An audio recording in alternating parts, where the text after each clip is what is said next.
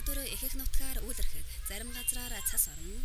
Салхи баруун болон төвийн нутгаар баруун хоноос, бусад нутгаар баруун өмнөс секундэд 5-аас 10 метр, зарим газраар секундэд 12-оос 14 метр хүрч ирсэн. Алтай ханга хөвсгөлхийнтийн уулгыг нутгаар 10-аас 15 хэм, Алтайн өвөргөө болон говийн нутгийн өмнөд хэсгээр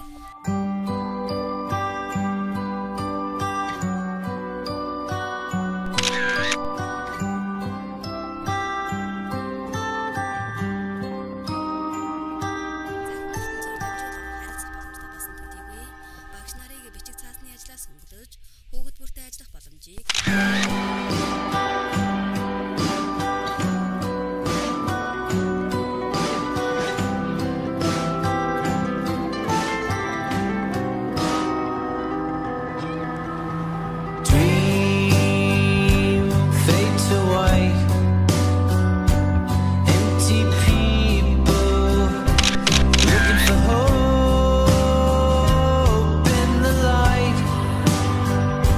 I lost my